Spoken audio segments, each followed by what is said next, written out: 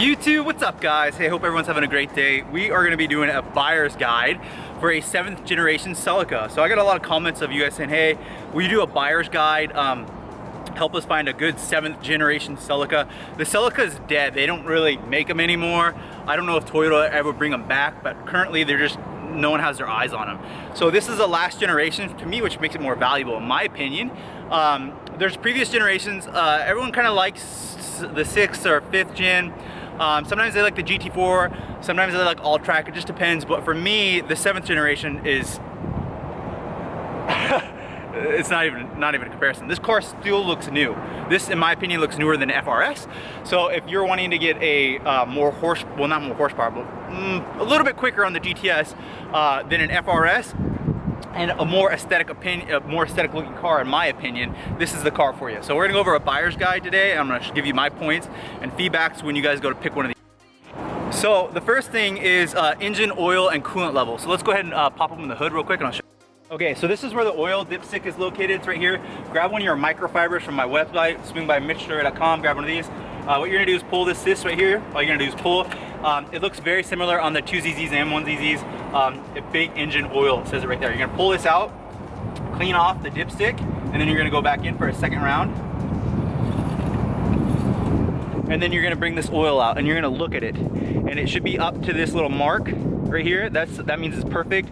That means that below that one, it means it's low. Anywhere in this is okay, but you're trying to get it perfect like this. I have not changed this oil. This is what the oil looks like from when I bought the car. Pretty amazing. Make sure the color is a good color too. That's very important. Why? Because if it's milky, which I accidentally bought an Eclipse one time and it had milky in it and it blew up on me, I didn't check the oil and that was my fault. It was just a bad car. So that being said, make sure the oil looks good like this, kind of a golden color. If it's dark, that's okay, but if it's white, you're in trouble. Stay away from the next one that you want to look at is come back around here and you're gonna see this little reservoir. You're gonna wanna make sure it has some coolant in there. Mine's actually a little bit low. Low and then full, so I should probably add a little bit more, but make sure there's coolant in there. That's a big red flag. Another way that you can do it is there's a pipe right here. This is a coolant pipe. You can squeeze that, and if it's sloshy and it has like just too much give, you can tell that there's no coolant in it. So I'd be weary. The next one that you're want to do is make sure that the gears, so the transmission, if you have a manual or an auto, even an auto too, you're a GT or a GTS, but just the 7th gen, you want to make sure it goes up all the way through the gears and then down all the way through the gears. That's a big deal. And then down all the way through the gears. You'll find out if there's a synchro that's ground that doesn't work and you maybe need to replace the synchro. That's some good leverage to say when you're going to buy the car, hey, it doesn't go into all the gears smoothly, you know, you take $100 or $500 off or whatever you're gonna do. That's a good leveraging tool versus just going and driving it and then never going up into 6th gear, and then after you buy the car you realize it doesn't go into 6th gear or something like that, similar like that. Just be aware that up through the gears and down through the gears, you can't go and check there's no dipstick for the transmission fluid, so what you can do is to see if there's any leaks. So number one is make sure that there's oil and coolant, and then number 2 is make sure it goes through all the gears. Those are the big ones. Transmissions, you can rebuild them, but you have to, to rebuild a transmission, you have to take it off. Same thing with the clutch. So clutch and transmission, that's a really big deal. And then go back down through the gears. You see what I'm doing? Because on my first car that I ever owned, I bought it and going from 5th to 4th, it had like a little grind, like a nick. And I thought that was just the way that the car came, but no, that was just that car. So yeah, there you go. Now you're gonna all the way down and then all the way down. So that just make sure that it goes through all the gears like that. Ugh, that one, that one, that one, and then into 6. That's a real good thing to check while you're doing it. I think that's a really helpful tool. So the next one, I'm gonna take you guys and we're gonna walk around the car. Look for rust, usually on the lower side. You can get underneath the car and look for rust. Look for, like, right here is a good rust spot. You can look in here, see if there's any rust there. It just depends on what state you buy it in. If you get like a California car, there's probably not gonna be any rust. If you get a Florida car, there probably is gonna be rust. So that's a big thing. I would look for rust. Like my brake calipers are rusty on these. Those are ugly. I gotta do those. You can use that again as leveraging tool, or if it's like eating away right here at the fender well, look for rust. It's a good observation to say, hey, I don't want any rust on the car, or if there's rust, you're gonna have to get it painted and fixed. So number 3 is rust. as we just walked around the car, you guys kind of look for the paint. I've bought in a lot of Celicas and I've bought in other cars, and a lot of times the paint's bad and I don't mind painting them. It's expensive. Set aside like anywhere from like $2,000 to $5,000 to paint a car. So it's expensive. Even if you know the guy, or even if you have a good shop to get good paint, it's expensive.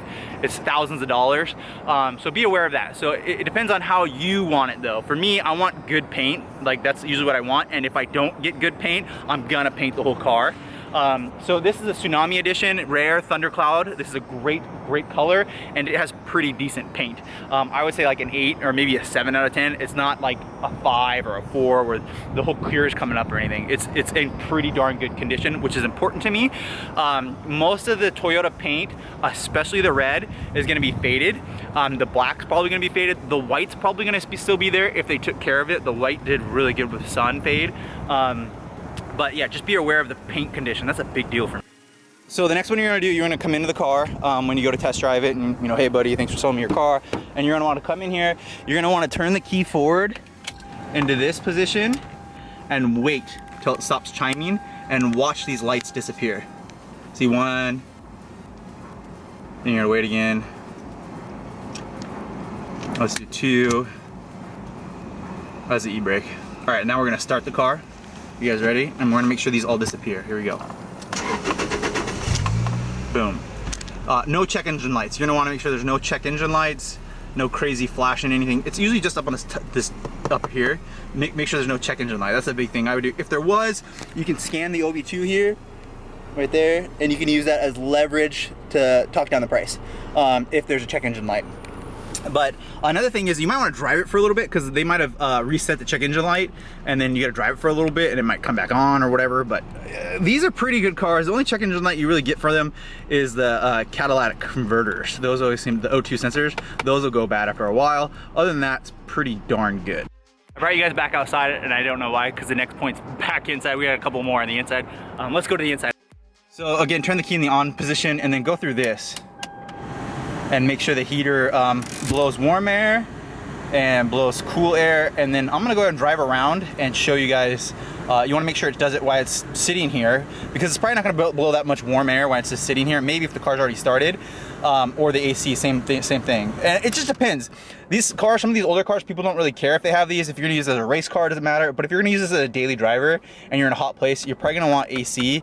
You can recharge the AC system. That's not hard at all. But if there's like a crack or a leak in the AC and then it doesn't.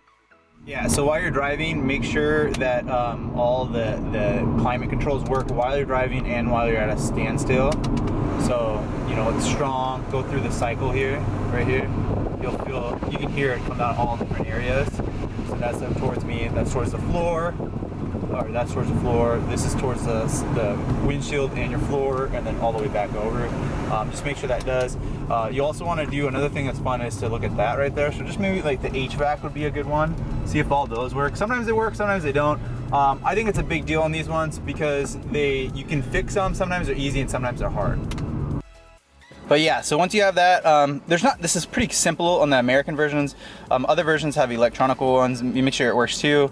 But just literally turn this all the way left for cool, turn this all the way for right. Mine's in great condition. Look at this, perfect condition. And then just make sure that works. You know, off, low, medium, high. And then it can have air from the outside or recirc or whatever it is. And then make sure this works too to defrost the window. The one that I was gonna look at in Arizona last time, this didn't even work. So, I mean, that would've been crazy to drive without a heater in Washington. You gotta have a heater in Washington. The next one's just gonna be like overall interior condition. Is it good? Is it bad? How do you like it? Mine's so dirty right now. Please, I haven't cleaned this car. I think I vacuumed it once when I did the short shifter, but I haven't cleaned it in a long time. Yeah, make sure that the overall is in condition that you approve of. These are usually rarely used. I mean, there's not much leg room. These are actually kind of cool, the black cloth. But make sure it's in okay condition for you. It's not missing any plastics. If it's a 2000 and 2002, you're gonna get the old colored interior, not my dark kind, and that might be a big deal to you. It's a huge deal to me, so I always want 03 and plus laters to get the dark charcoal. you know, some of the stuff is missing. I think the radio is pretty easy fix in my opinion, so if there's not a radio there, that's fine. I don't really care about that. I think that's easy. Maybe the steering wheel. Everyone loves the GTS steering wheel. I do too. I have the exact same steering wheel in my MR2. Maybe that needs to be in good condition. This one's in mint condition. I love it. But yeah, just overall interior condition. Maybe you want new floor mats. That's an easy mod, very affordable to get those. In the back, a lot of times the rear struts don't work. See how those struts, like actually majority of the time, especially if you have a TRD, the wing won't hold it up. So is this an easy job to replace these? No. People say it is, but it's not. You have to apply heat. They don't want to come off. Like they never want to come off. So make sure if that's a big deal, and you don't want to be the one where you have to have like a stick or whatever, that's ghetto. So maybe you could talk a little bit off of that, because you'd have to buy new ones of these. They're not inexpensive, or they're pretty inexpensive. I'd say like $75 or $80, even for the original ones, maybe they're 100, but you just want to make sure that they go up, because to get this nut off right here can be a nightmare, I promise you. Other than that, I think that the interior on this car is phenomenal. I love it. And make sure that all the plastics are back here. Maybe they don't have that. My Evo didn't come with this stuff, and that kind of drives me nuts. But yeah, make sure you get all the plastics out. Now, if you're young or old, and you're old and you don't want to get underneath the car, it's just crawl down. I mean, you're gonna buy the car, just look if there's any oil. That's a big deal. A good talking point saying, hey, there's an oil leak. I'm gonna fix it, you know, when I get it, but it's a good talking point to be aware of. This car has no oil leaks or no coolant leaks, so I'm pretty happy with that. When I bought the car, first thing I do always when I look at cars to buy them, I just get on my back and lay underneath and look. If the splash shields are there, what you can kind of do is peek around and look underneath the engine bay down there and peek around to see if there's any oil there. Man, we got this tsunami thing totally opened up. The next one that I would think is a big deal would be VVTLI and redline. So I'm gonna get in the car and I'm gonna rev it all the way up. I'm gonna show you guys it hitting redline. I think this is very important, and I think that if I go to buy a car, I wanna make sure that the car can go and perform the way I want it to perform. Also, sometimes cars, if you like rev them up to a certain limit, you'll hear like a knock, and again, you don't wanna buy a car that's bad like that.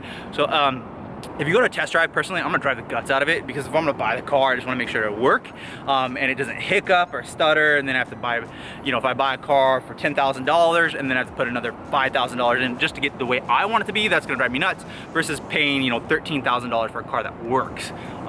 So what I'm gonna do is jump in the car right now and drive it all the way to the red line. I'm gonna hit VVTLI for the lift bolts, make sure the lift bolts work. Lift bolts are not a hard change, and I'm gonna do a video. I actually already ordered them from Monkey Wrench Racing. If you need lift bolts, go to my link below. They're not hard to change. If they're broken on the previous models or earlier years, it's kind of hard to get it out of there. You gotta like fish it with a magnet, or even slide the rocker out, which I've done before, which that one's a little bit more difficult, but it's actually not a hard job. I don't think it's that hard, especially if the lift bolts are still intact. And then probably the most important thing, if you're buying a GTS, you're gonna wanna make sure that it goes to VVTLI. Now on a GT, I think it's important to have a red line as well. So I'm gonna show you guys that right now.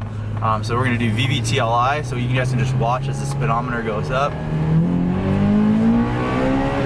So that's, oof, sounds good with that new Apex exhaust.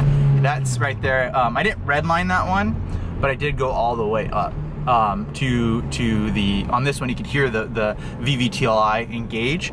Let's turn around. So let's do a real quick red line, and you guys will just hear the car stop, and just do the same thing with the GT. That's a red line right there. So make sure it gets up to there, it doesn't struggle. Don't sit on the rev limiter or anything, but I do that with every car that I buy. Even when I buy it at a dealership, I do the same thing. They're like, whoa, you're driving the car hard. I just want to see if it'll do that, because what if I were to rev it up that high and then it has a knock? That's one of the things that you want to avoid. You know, you don't want to have a knock or anything. So I do recommend taking it to redline in every single car that you buy, if it's a combustion engine. If it's a Tesla, whatever. Another thing is you're gonna want to make sure it gets up to temperature right there. So check your coolant, and then make sure that it doesn't overheat. I don't think I've ever had a 2Z, or not on this car. I don't think I've ever had an engine kind of overheat on a Celica ever. I don't think I've literally ever had one like that. So I feel like the cooling system does a really good job, but maybe there was a crack or something, and you know, if there was, it was leaking coolant, then it might overheat. So make sure it gets up to temperature, which is straight across, and then not over it. And there's like you can't really see it right now, but in person, if you actually look at this little digital screen, you can actually see where it goes up. And the next one, I'm gonna get in the car, I'm gonna turn the car on, and I'm gonna turn the wheel all the way to the left and all the way to the right. I think that's a big deal too. Just so there's no knocking or the wheel and the steering works, that's a big deal. So turn the car on, and then it has a power steering pump, and then turn it all the way to the left. Yep, all the way, and back all the way again to the right. And trying to see if it'll go. That's a big deal.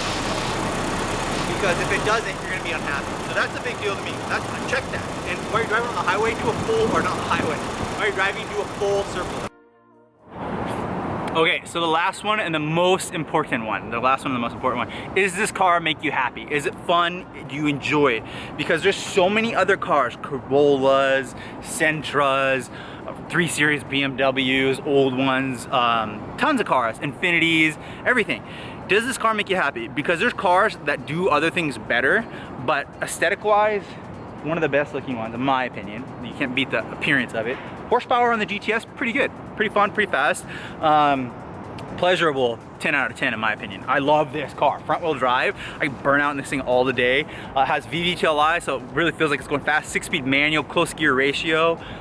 Looks good. It just makes me happy. Good gas mileage. I like this car. So if you're gonna buy this car, buyer's guide, this is the buyer's guide.